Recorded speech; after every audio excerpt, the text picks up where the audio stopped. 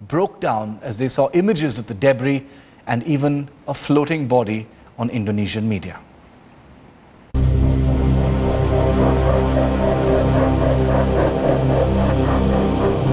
This is what remains of AirAsia flight QZ8501.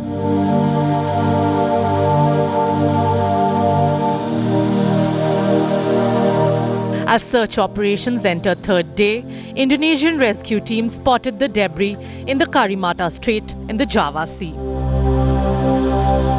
Saya pastikan daerah itu dan benda-benda itu adalah bagian dari pesawat yang kita cari. What's left to be determined is how quickly those bodies are going to be able to be retrieved, and when this task of identifying these bodies, these victims, will start, and just how many they're actually able to retrieve. For the family members who had gathered at a crisis center at Surabaya airport, the anxious wait ended in tragedy, as they saw for themselves images of a body floating in the sea. Many of them screamed in horror and broke down into tears.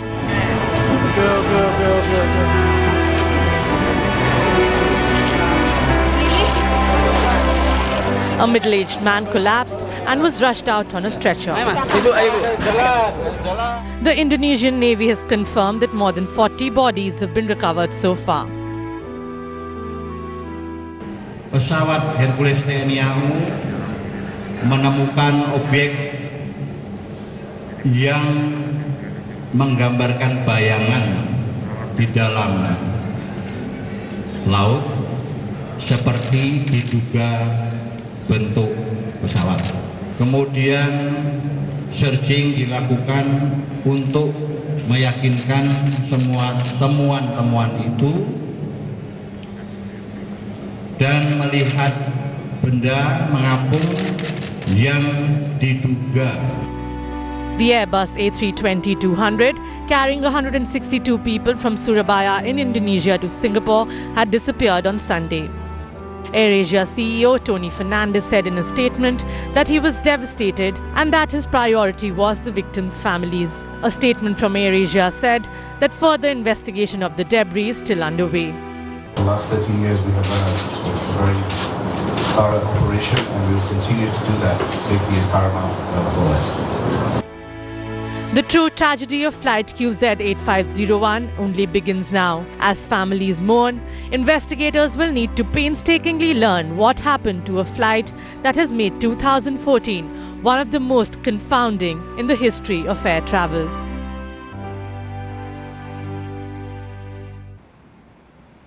The crash of AirAsia flight QZ8501 brings to a close one of the most confounding years for air travel.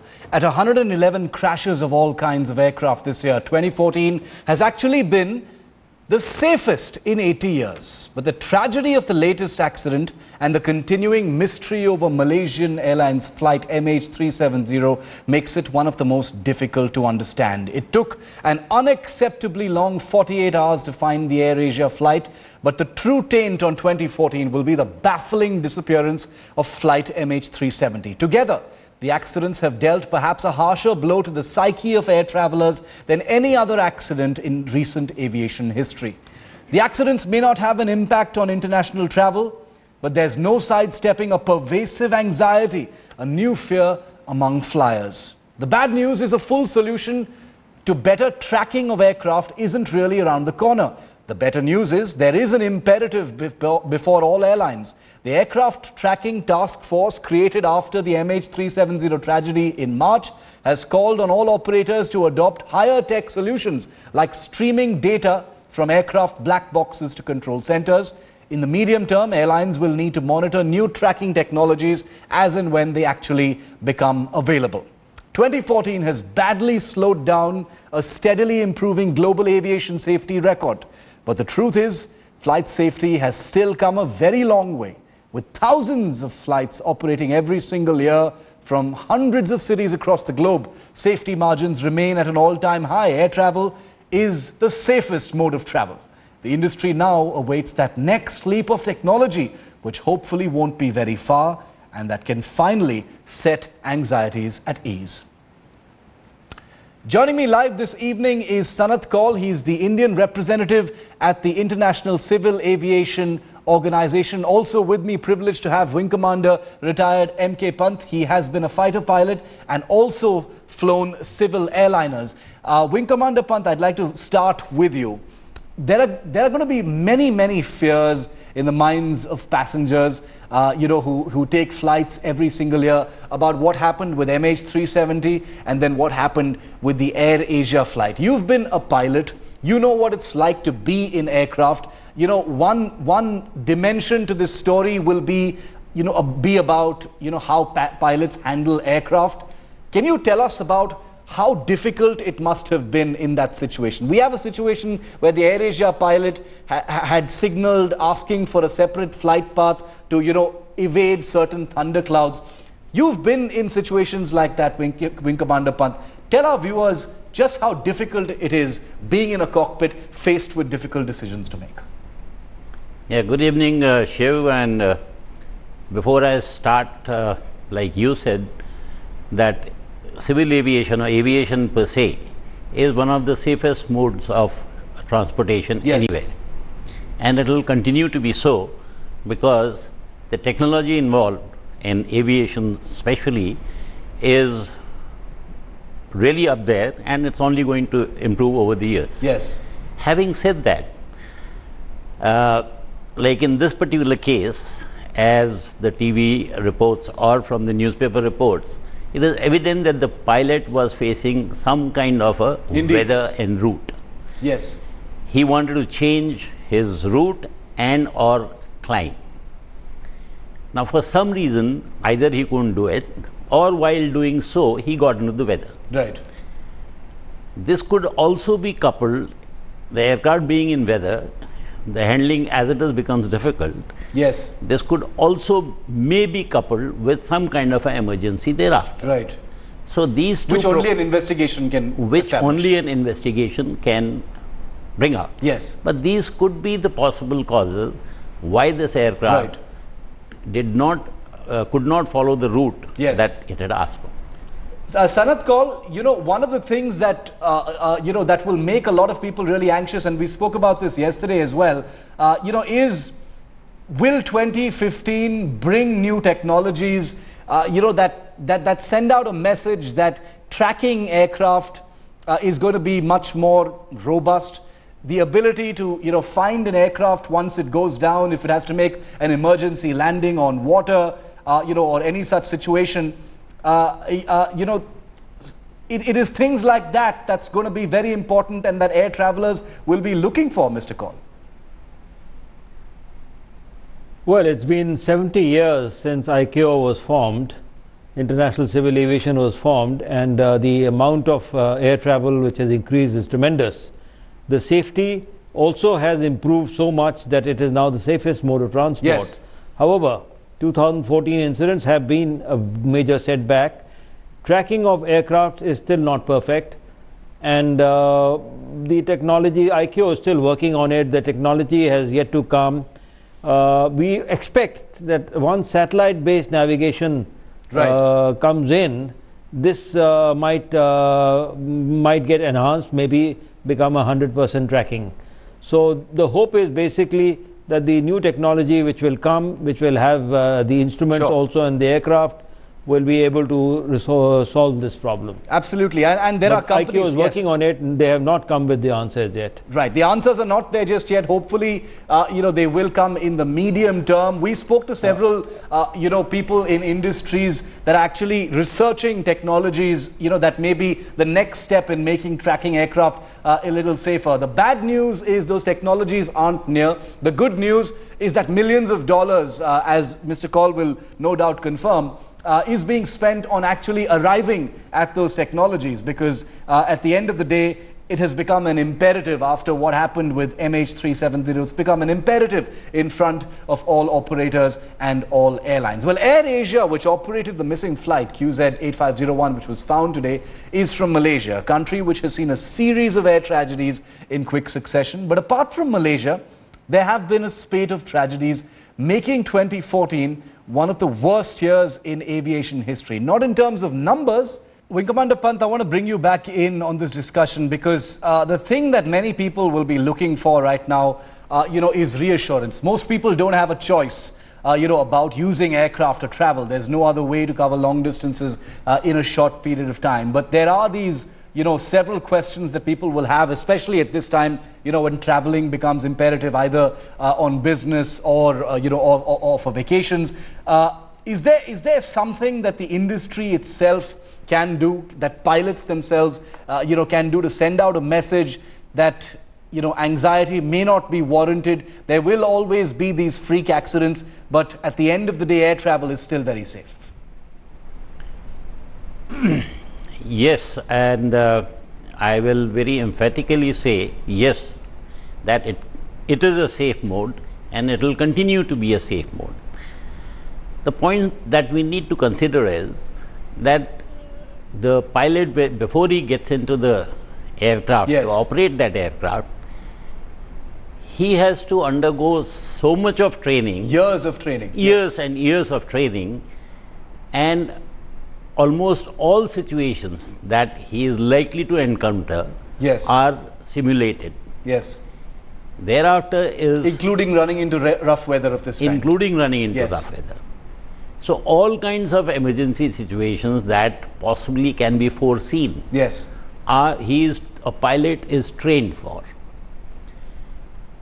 Apart from that, the training before he is inducted into that cockpit, yes, the ground training, the simulator training, the flying training is so properly conducted. Yes, it's exhaustive. Yes, it's exhaustive, and there is no chance that a pilot will be allowed to operate that aircraft. Absolutely. Unless he is found absolutely fit to be able to fly that. And that is actually one of the things that many people will be wondering about, which leads to my question, Mr. Sanath Kaul. As we move forward, as fresh technologies come in, most people who take aircraft already know that the sophisticated flying computers that are used on civil airliners these days means that pilots have genuinely quite little input into a flight, especially a long-range flight. There's takeoff, there's landing, there's maneuvering during emergent situations, bad weather, things like that. Are we likely to see, Mr. Kaul, since you work with the ICAO, are we likely to see technologies that come in that reduce pilot work even more? The reason I'm asking is, even during emergency situations like bad weather, are we likely to see technologies actually at the forefront of operating an aircraft and not a pilot? Yes, of course. Technology is improving every day, every year. There's so much of innovation going on. Aviation is in the front line of technology, yes, innovation, and it's going to happen more and more. So to that extent, yes, of course, the pilot is finally in charge, and a pilot error can be fatal, can be very difficult, can be drastic. But the instruments available to the pilot today are so sophisticated, yeah, that the errors are actually coming down tremendously, and is able to do. Next stage, of course, is the satellite-based navigation, as I mentioned earlier, and that is going to improve, right, the pilot's aids very much, including it's kind of replacing the radar system even for landing, for travel, and for tracking. Yes. Everything will be provided by satellite-based navigation, and it is yet to come. India has already produced the right, Gagan satellite for augmentation system, and it's a question of time when it's going to be finally implemented. Mr. Kaul, I want to ask you an India-specific question, because, we constantly, our viewers, people who consume the news are constantly subjected to news reports of, problems with maintenance, shoddy practices by local airlines. I'm talking about airlines within the country, about things falling off, parts falling off, problems with, parts and systems, people going on strike, and things like that. In India, we've been conditioned to that sort of thing. How big is the problem really in India? I mean, because the thing that air travelers are constantly sort of treated to by the media is your next flight could simply be an accident waiting to happen. Well, let's put it this way, that the Indian fleet, the Indian commercial fleet is very young, so it's a good fleet.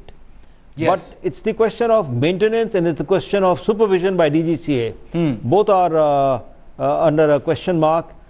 India is already, hopefully it is downgraded by the US FAA, and hopefully they are inspecting it and they'll bring it back to category 1 from category 2.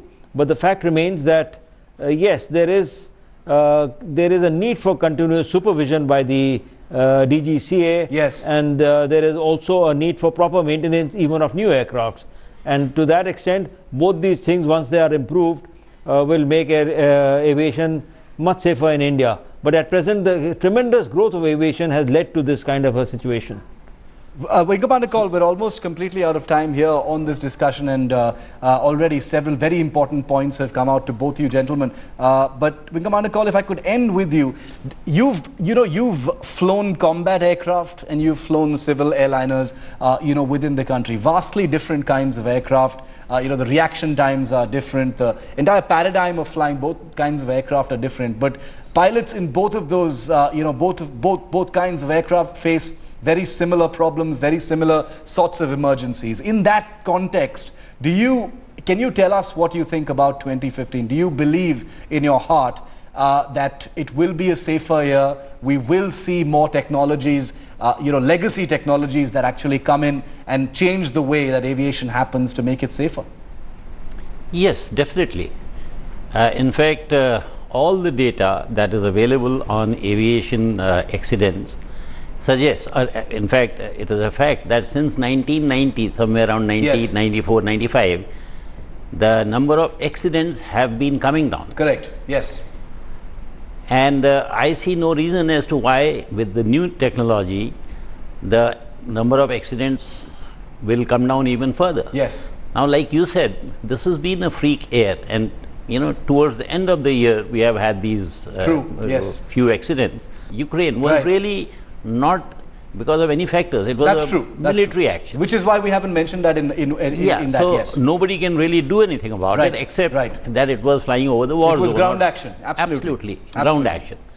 Yeah. Well, the fact is MH370 and QZ8501 happened in a year that ironically happens to be, like Wing Commander Pant and Sanat Kaul mentioned, one of the safest years for air travel, but it makes it one of the worst years simply because of the questions both of these accidents actually raise for air travel, for flight safety, and what passengers can actually feel better and safer about. Wing Commander N.K. Pant and Sanat Kaul, privileged to have both of you gentlemen to give us your wisdom and your perspective on a story that has troubled millions of people really across the world. Thank you.